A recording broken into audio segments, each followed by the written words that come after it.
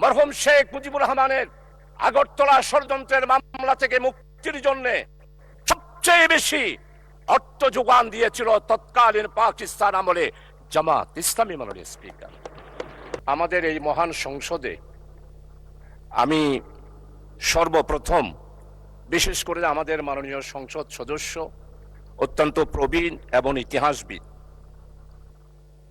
উনি যেই কথাগুলো উল্লেখ করেছেন আমি মনে করি এগুলোর জবাব দেওয়ার কোনো প্রয়োজন নেই।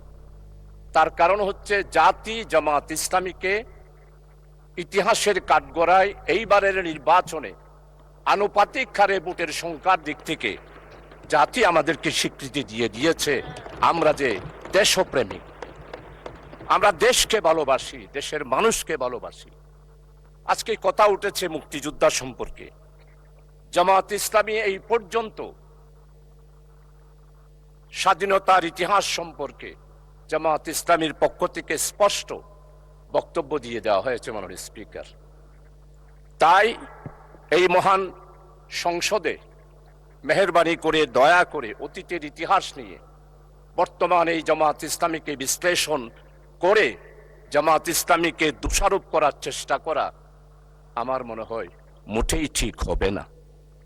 কারণ হচ্ছে জামাত ইসলামের ইতিহাস হচ্ছে যেইখানে গণতন্ত্র নস্যাৎ হয়েছে সেইখানে গণতন্ত্র উদ্ধার করার জন্য জামাত ইসলামী আন্দোলন করেছে। মরহুম শেখ মুজিবুর রহমান সাহেব যখন আগরতলার ষড়যন্ত্রের মামলায় গ্রেপ্তার হয়েছিল তখনকার জামাত ইসলামী পাকিস্তান ডেমোক্রেটিক মুভমেন্টের মাধ্যমে মরহুম শেখ মুজিবুর রহমানকে আগরতলার ষড়যন্ত্র মামলা থেকে মুক্তির জন্য জামাত ইসলামী আন্দোলন করেছিল। শুধু আন্দোলন নয় মাননীয় স্পিকার, আমাদের সাবেক আমির জামাত বিশ্ব ইসলামী আন্দোলনের নেতা, যিনি তৎকালীন পূর্ব পাকিস্তানের স্বাধিকার আদায়ের জন্য 1962 সালে বক্তব্য দিয়েছেন, 1967 সালে বক্তব্য দিয়েছেন, 1948 সালে বক্তব্য দিয়েছেন।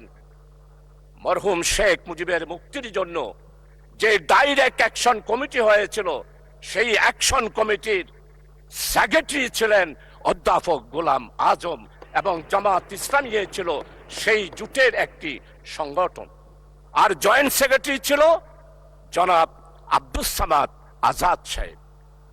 মরহুম শেখ মুজিবুর রহমানের আগরতলা ষড়যন্ত্রের মামলা থেকে মুক্তির জন্য সবচেয়ে বেশি অর্থ যোগান দিয়েছিল তৎকালীন পাকিস্তান আমলে জামাত ইসলামী। মাননীয় স্পিকার, তাই জামাত ইসলামের ইতিহাস হচ্ছে মানুষের অধিকার প্রতিষ্ঠার ইতিহাস। জামাত ইসলামের ইতিহাস হচ্ছে গণতন্ত্র প্রতিষ্ঠার ইতিহাস।